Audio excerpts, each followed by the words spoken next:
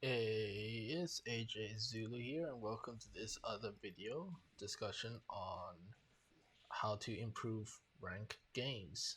This discussion I just wanted to verbally speak about as Huzzy Games decided to post it in his QT page on the topic, and a lot of people have made great comments about how ranked games could be improved. And here I just wanted to just talk about it based on Dota 2's perspective and how they personally handle rank games. This isn't entirely to say that Dota 2 is best at handling these things, but just that how these games handle their reporting system and display certain information is different. And I think one can always learn from the other and take inspiration to help develop a more healthy gaming community. Now, first off, is the idea of safe to leave in Dota 2. Safe to leave, and this is a feature that I think benefits with Dota 2's client more because of how it is able to load people into the game and then detect whether someone is actually disconnected or whether someone actually leaves the game on purpose, meaning once they decide to leave, they would never be able to reconnect to the game ever again. I think this is something that League of Legends couldn't really tell because one way or another, the League client and the actual game is not in the same window space. And so when someone actually decides to leave a game in Dota 2, you would see a different marking on their hero icon. And after a while, you'll get a message saying it's safe to leave, and you may leave the game with minimum, if not entirely, no consequences to your MMR. And you may think, what if you're in dual queue and you ask your friend to take the leave so one of them will not be punished? In this case, their stats will not show that they left the game, but they will still lose MMR. So even if you're dual queuing, you will still be punished on behalf of your friends' misconduct and bad attitude towards the game. One side tangent, and I think is just going to give more use to League of Legends' new honor level, which currently is quite useless, meaningless, let's say, because and the rewards depending on how old you are as a player or a veteran, the rewards mean nothing to you basically compared to newer players which might have a small incentive or benefits. But still, the honor level has no context, has no meaning, and basically, if you are a popular Twitch streamer, you'll most likely get honors just for being popular, and so will have a higher honor level compared to the average player who may not get much honor. Even more average, if you are a support player, you're less likely to get honor simply because your role isn't as fancy compared to other assassins or hero type champions that would get much more kills. Very rarely you as a support, unless you really do carry the early stages of the game and snowball the game heavily, will have honors. Now back to Dota's system, they actually have a page called your conduct summary, which I will show you a small screenshot real quick about how they display each player's conduct. In this case, I haven't played for a while. Yes, I do want to get back into Dota 2 soon, but basically, in the summary of the past 25 games, it would show how many comments I have, and in this case with Dota 2, you can actually comment more than one person instead of League of Legends decide to change from being able to honor multiple people in the after game screen, and they decide to have this whole screen of you must honor at least one person or decide to skip it entirely. And then it shows how many abandons I have and gameplay reports, so how many reports I receive, and other communication abuse I have. And I think if League of Legends actually implements some of these stats into their honor system, it at least gives some context to their honor level. Of someone who's honor level 5 would be, let's say, green on all 4 of these tiers. Honor level 4 maybe is like something less, or one of the 4 is a little bit in the yellow, like 50%, and then so on and so forth. I'm not going to get into details what it should be. I'll let you comment below how this could be implemented to give more context to the honor level system. Back to the leave system, I do think League of Legends has some potential with their voting, where at the end of the game they would ask players whether they feel the game was a good game, a fair game, and etc. You might have seen it before at the end of the game where you have a voting.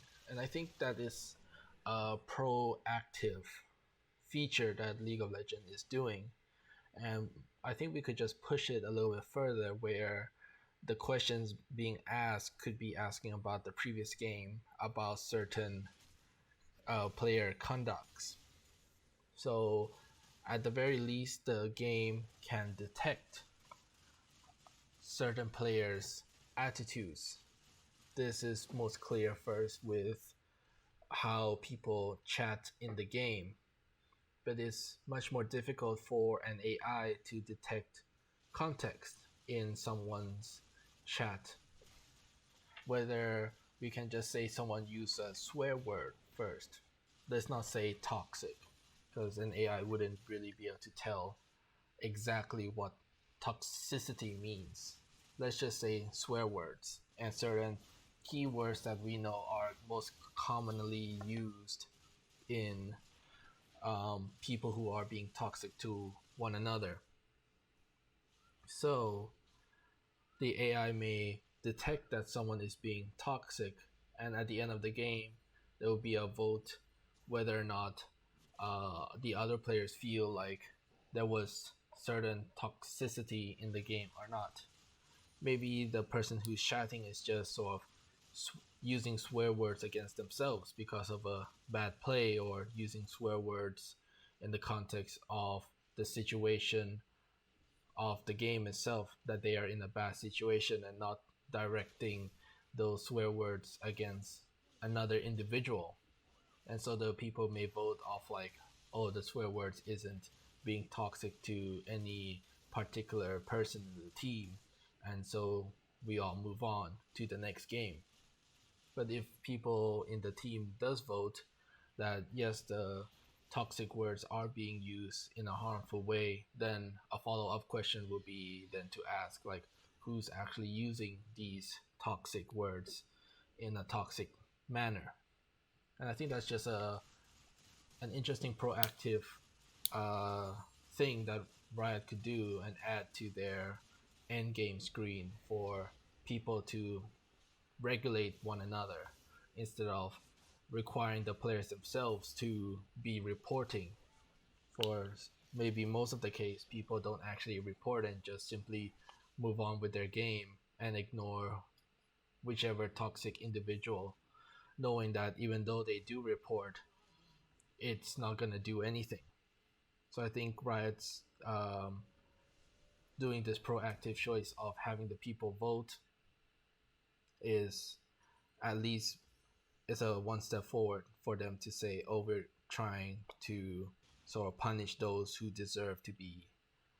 This then goes the same with accidental DC or leavers, where there might be some people who actually are having a hard time to connect to the game, and they're not, I'll use the term, rage quitting on purpose. If someone is leaving and reconnecting to the game multiple times, then possibly the AI may detect that and thus ask the players in the game, and this is mainly for people within their team, 5 people, asking them like, we detected someone was disconnecting and reconnecting multiple times. Do you believe this is rage quitting, troll, or honest disconnect due to unfortunate internet connection?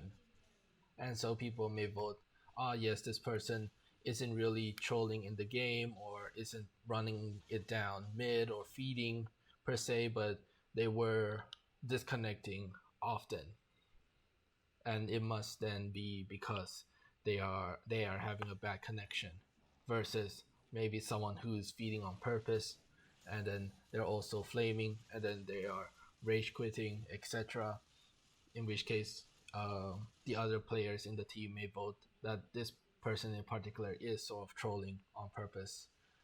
Of course, this all will not mean that the person will be banned right away. It's still going to take at least multiple games of the same kind of bad attitude and poor gameplay to then take effect.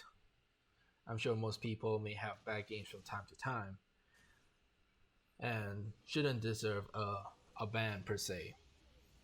With the idea is also to say that we disapprove people sort of defending their honor. Let's say that they see a certain troll, and so knowing that this troll wouldn't be punished, they feel justified to then lash out and sort of speak negatively towards that person in the game. In which case, sometimes if it's a streamer, they themselves would be banned while the troll gets away for free and continue playing their games without any punishment, which is certainly something that we might not want to see in the game. So there needs to be a clear message stating that even though there might be a troll in your game, do refrain from stooping down to that same level and being toxic in the chat, insulting the person, and sort of trust the AI to then ask questions after the game whether or not this person is being toxic or not, and that the AI and people at Riot will sort of take care of the issue. For if you then start being toxic yourself, then the vote would also be asking on your own performance and whether or not you are being toxic or not. Well, that's all I have with you today. And in the gameplay in the background is a URGOT game where playing rank. And once again, I'm just playing as autofill just for fun and just doing my best with whatever rank I'm given. Though this game was a bit of a snowball thanks to my teammates and they kind of ended early. So I will end my commentary now. And if you have any other ideas to improve rank, and in my commentary today, it's mainly focusing on changing the social norms in the game and also Riot, what their proactive actions they could do to help get the players be more active to report when bad actions are actually being done in the game. With that said, hope to see you all next time. Bye for now.